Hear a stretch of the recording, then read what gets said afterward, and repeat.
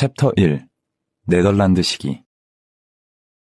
이제 조금씩 이전에 불가능하다고 생각했던 것들을 할 수 있게 된 것 같다.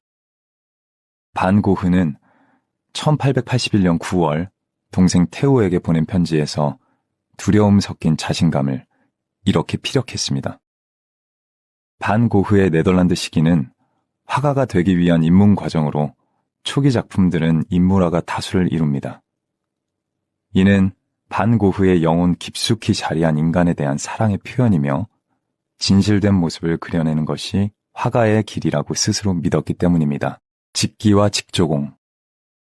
반 고흐는 기계를 올바른 비율로 그리기 위해 많은 노력을 기울였지만 그의 목표는 기계적인 도면을 그리는 것이 아니었습니다. 땀으로 더러워진 배틀의 참나무 덩어리를 더욱 강하게 표현했고 때로는 배틀이 덜컥거리며 한숨을 쉬는 듯한 소리를 그려 넣어 직조기의 생명을 불어넣고자 했습니다. 여인의 두상. 이 작품은 1884년 10월부터 1885년 6월까지 반 고흐가 그린 여러 두상 그림 중 하나로 비교적 정확하게 제작 시기를 특정할 수 있습니다. 6월 초 반 고흐는 동생 테오에게 12점의 그림을 담은 작은 상자를 보낼 예정이라고 편지를 보냈습니다. 이 두상화는 그 중 하나로 당시 반 고흐가 사람의 두상에 대한 깊은 탐구를 이어가고 있던 시기의 작품입니다. 반 고흐는 이 시기 소설가 에밀 졸라의 제르미날에서 많은 영감을 받았습니다.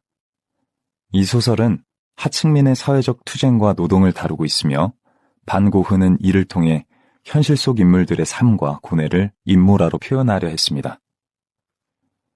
이 작품 속 인물은 반 고흐가 소처럼 보이는 하층민이라 묘사한 모델로 그가 경험한 농민과 직조자들의 모습을 반영했습니다.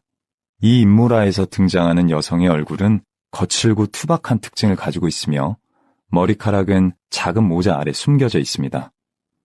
머리가 짧아 보이는 탓에 종종 남성으로 오해되기도 하지만 작품 속 인물의 강렬한 인상은 당시 반 고흐가 인물에 대해 얼마나 깊이 탐구했는지를 보여줍니다. 챕터 2. 반 고흐의 드로잉 작품.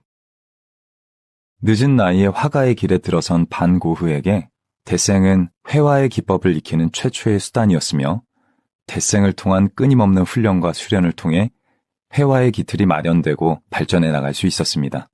바구니를 든 씨 뿌리는 사람. 반 고흐는 1877년 4월 테오에게 말씀을 뿌리는 자가 되고 싶다고 썼습니다.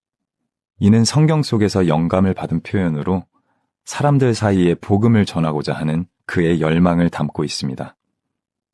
반 고흐는 신학 공부를 준비하며 예술의 방향에 종교적 의미를 새겨 넣었습니다. 그는 농민들의 삶을 묘사할 때 씨 뿌리는 자, 추수하는 자와 같은 열심히 일하는 농부들은 생명의 순환 속에서 중요한 역할을 한다고 믿었습니다. 인물의 자세와 원근법 또한 잘 관찰되어 있으며 의상의 그림자 효과가 세심하게 나타나 있습니다.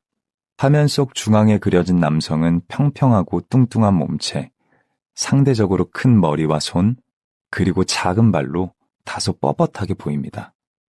움직임이나 생동감을 표현하는 기법인 다이너미즘의 측면에서는 부족하지만 씨를 뿌리는 동작이 명확하게 표현되어 있습니다. 반 고흐는 검은 분필로 들판을 세밀하게 작업하고 색을 절제하여 사용했습니다. 반 고흐의 이 작품은 농민의 노고와 생명의 순환을 깊이 있게 표현하고 있으며 그의 예술적 유산에 중요한 위치를 차지하고 있습니다. 씨 뿌리는 사람. 이 작품의 오른쪽 배경에는 날아다니는 제비가 그려져 있습니다. 제비는 남쪽에서 겨울을 나는 새로 반 고흐는 이 새를 통해 계절의 변화를 암시하고자 했습니다.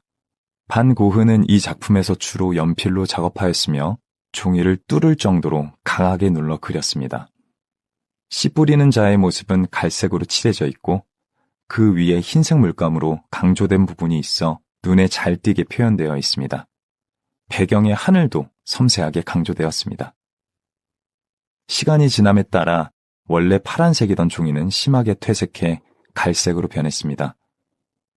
반 고흐가 씨 뿌리는 자의 그림을 단순한 인물 연구를 넘어서려 했을 가능성이 있지만 이 작품들은 주로 연구의 성격이 강합니다. 그는 여전히 독립적이고 강력한 작업을 하기 위해 많은 연습이 필요하다는 것을 알고 있었습니다. 이처럼 반 고흐의 씨 뿌리는 사람은 단순한 모델을 넘어서 그의 예술적 성장과 발전을 위한 중요한 연구의 일환으로 볼 수 있습니다. 이 작품은 그의 끊임없는 노력과 열정을 잘 보여줍니다. 감자 먹는 사람들. 1885년 4월 반 고흐는 네덜란드 시절의 걸작인 감자 먹는 사람들을 제작하기 위한 프로젝트에 착수했습니다. 이 작업의 준비 과정은 철저한 학문적 탐구가 반영되어 있습니다. 그는 1884년 말부터 얼굴의 형태와 빛의 방향을 탐구하기 위해 인물화 연습을 시작했으며 1885년 중반까지 여성들이 일하는 실내를 그린 작은 유화와 드로잉을 제작했습니다. 반 고흐는 드로잉을 모델로 석판화를 제작했으나 기억에 의존하여 그림을 그리면서 실수가 발생했습니다. 인쇄 과정에서 얼룩이 생기고 그림이 다소 어두운 인쇄물이 되었습니다. 그는 이로 인해 여러 흰 선으로 형태를 긁어내어 수정을 시도했지만 결과에 불만을 표현했습니다.